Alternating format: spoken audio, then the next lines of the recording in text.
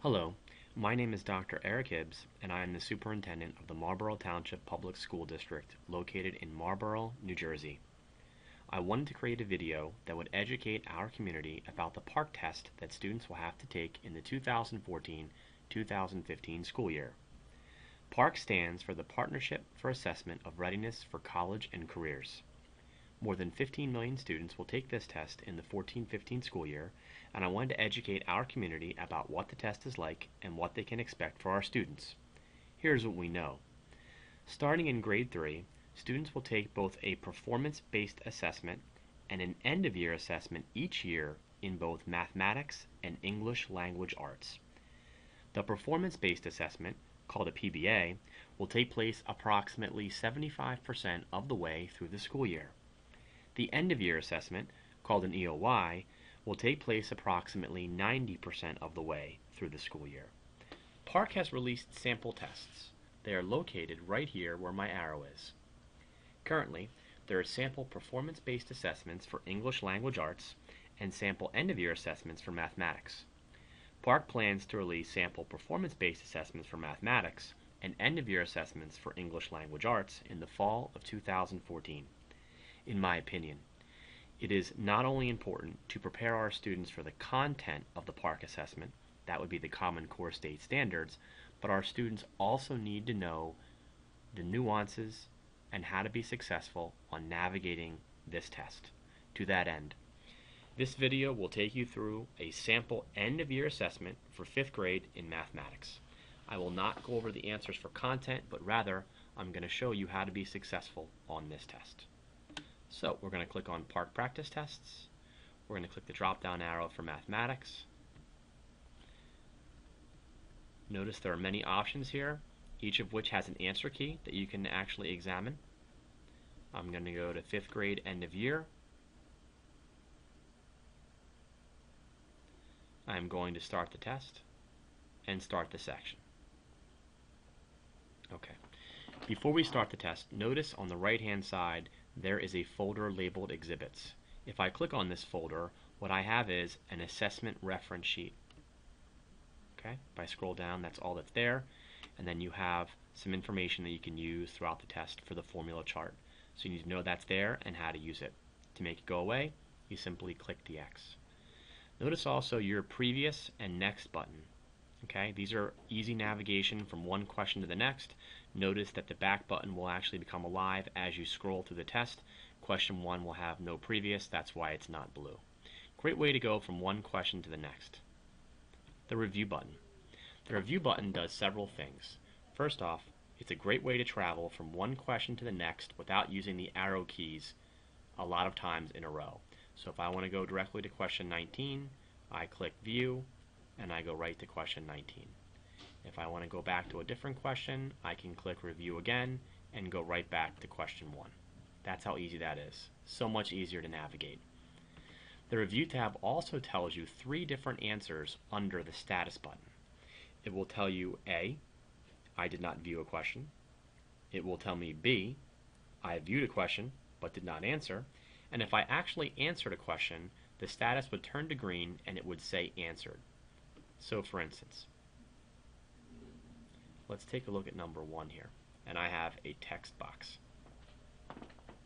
So if I put an answer into here, and I'm not putting an answer in for content, and I click Review, notice that right here there is an Answered and it changed. Okay? That would be the main components of the review. Now, I'm going to go back to the question, and I'm going to actually show you what flagging does. Let's say you're taking this assessment and you are stuck on a problem and you don't know what the answer is, but you don't want to spend any more time on it. If you click the flag button and go back to review, you'll see I flagged it. In other words, I need to go back and spend more time on it. Don't spend too much time on a problem, okay? Flag it and then go back to it. Now, also, right here I have what is called the pointer. All throughout the PARCC test, virtually, you can highlight important information. I love to highlight important information. So if I highlight the 9, notice I have some colors available: white, yellow, pink, and blue. If if I highlight it in yellow, then I have it highlighted. Okay? The white, just so you know, is really an unhighlight. So if I highlight it again and click white, it's now gone. The next is going to be an 1/8 inch ruler. Notice that it'll pop up.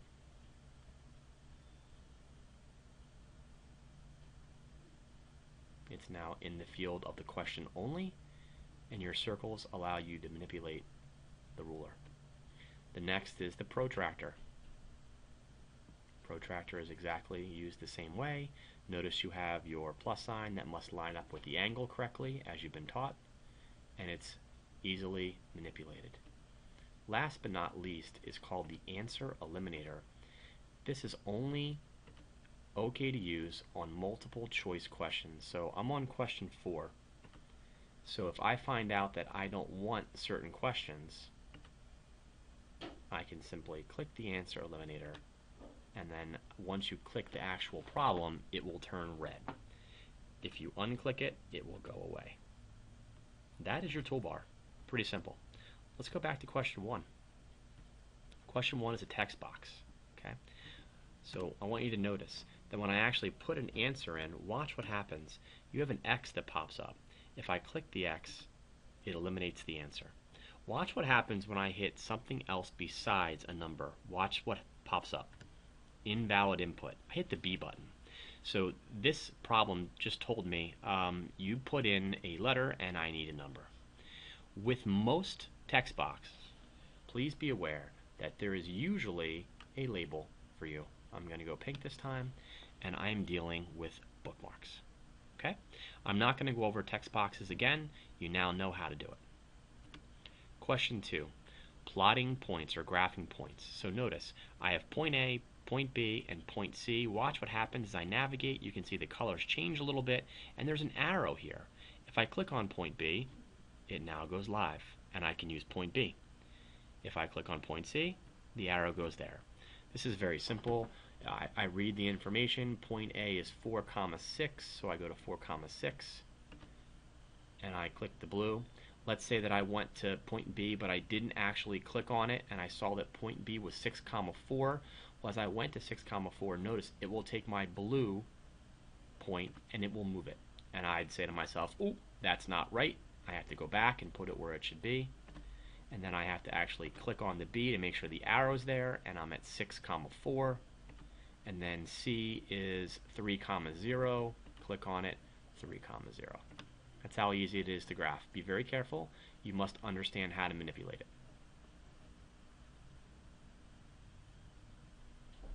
Okay?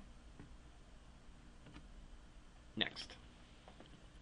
What we're going to have on question 3 is going to be another text box. We already went through this. You understand how to do it. Question 4. Notice this is going to be a multiple choice question, so right away you can know that you can use your answer eliminator just like I showed you before. Also, you have to pay attention to the vocabulary. When you have something that is highlighted, I always like to go back and make it go live. Okay? So once it's live, you can see here that now I know there's 2 statements. I want you to watch what I'm going to do here. I'm going to click more than 2 statements. I'm going to say B, I'm going to say D, and I'm going to say E. Notice what happens when I go to review. When I go to review, it's going to tell me that for question 4 I answered it. But as I go back to the question, notice it says here that there's 2 statements. I selected 3. The PARCC assessment will not tell you that you selected the incorrect number. It will simply register that you answered, so you have to be careful. So what I would do on this kind of problem, use the answer eliminator, eliminate all of the incorrect answers, and that will allow you to remain with the 2 statements that are true. And also pay attention to the bolded vocabulary. It's your roadmap to success. Question 5 is going to have a part A and a part B text box. Notice that the labels change, ounces to full tanks of water. Okay, this is a drag and drop. Drag and drops are very easy to use. You simply read the problem and then you simply click and hold, and you can drag the appropriate answers where they need to go.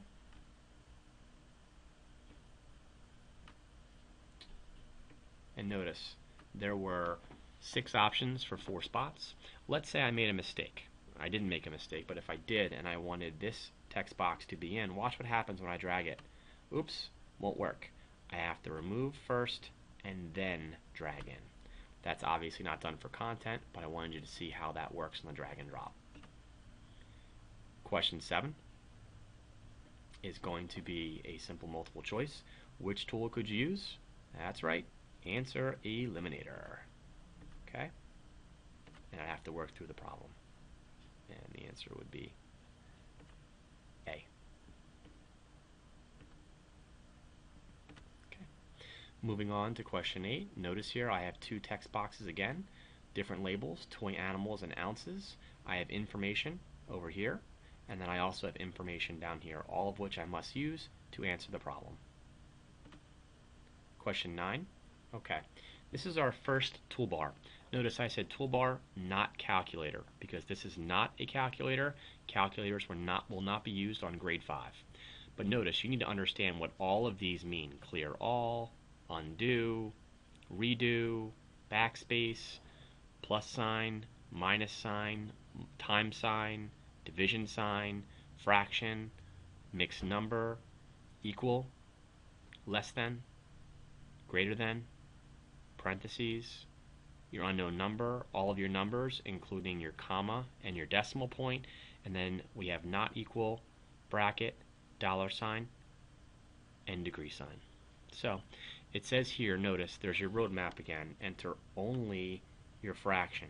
I'm going to go yellow, only your fraction. I know that right here is my fraction. If I click on it, notice what happens. I have my numerator box and my denominator box. So for question 9, I would know that my answer would be 1/12. I would put that in, and there is my answer. Okay?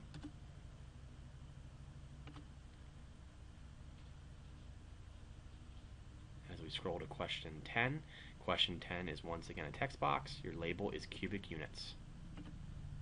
Question 11, text box again. Question 12 is going to be the toolbar again. Notice here it says enter your answers in the space provided.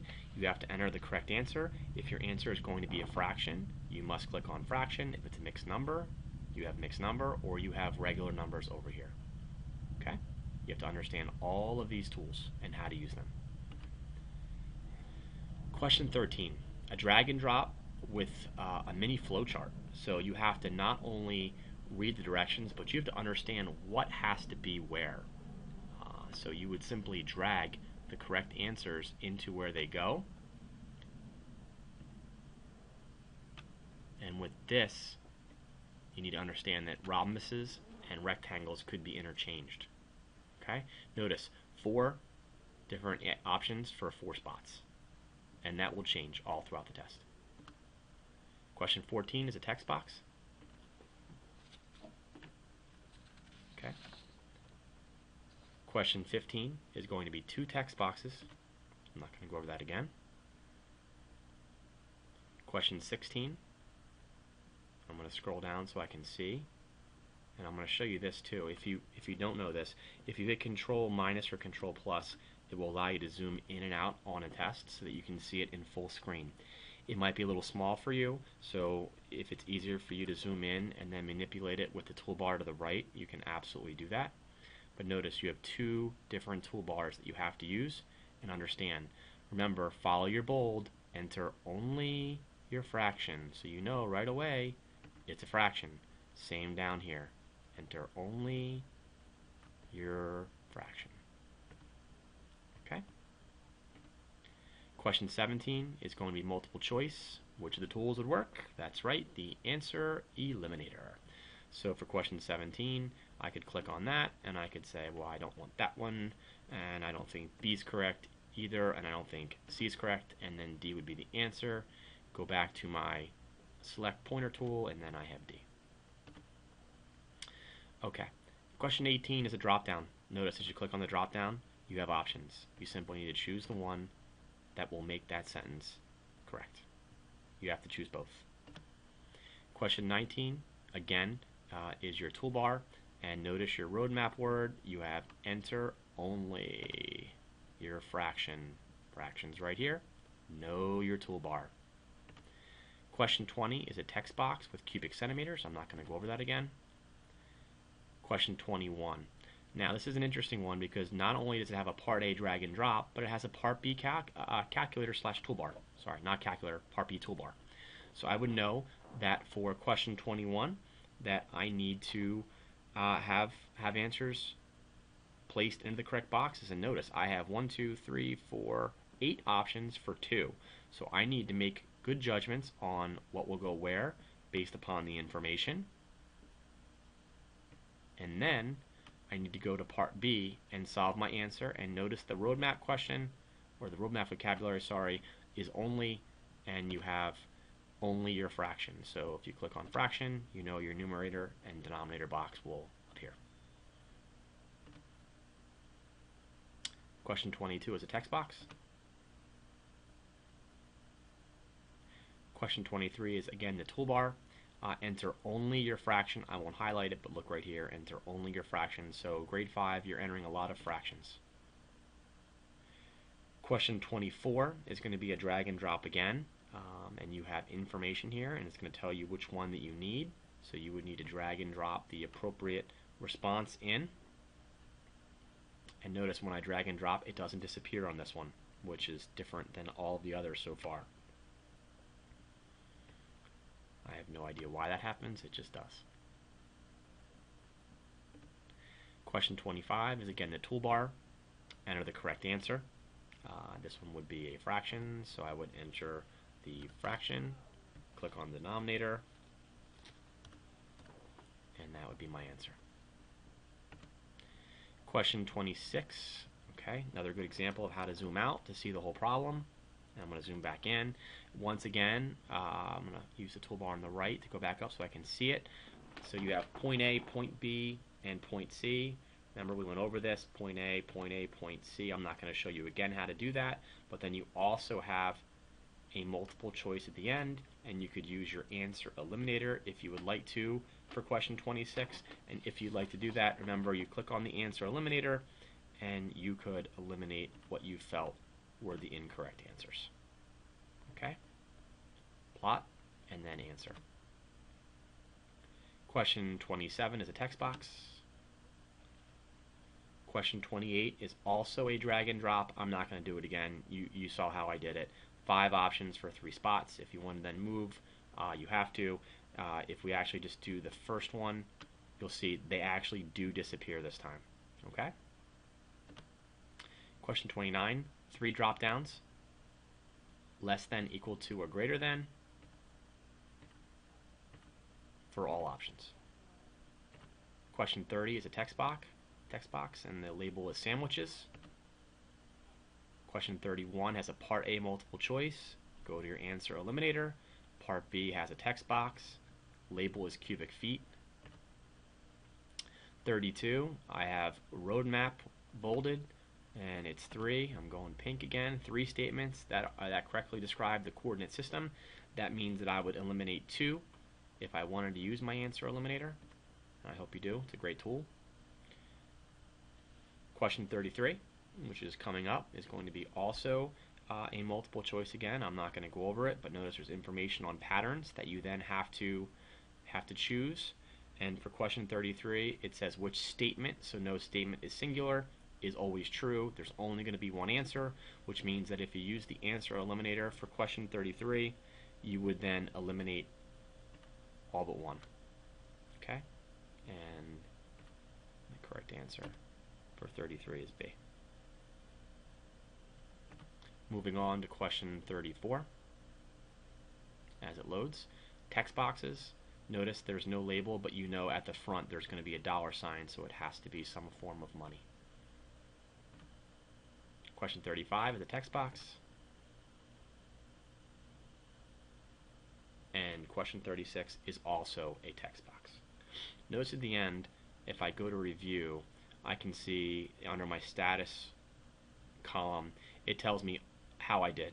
So I answered some, I didn't answer a lot, and if I didn't view any problems, it would also tell me that. So at the end, if you don't have all green here, you would have to go back and address it, and you'd also have to address any that you flagged.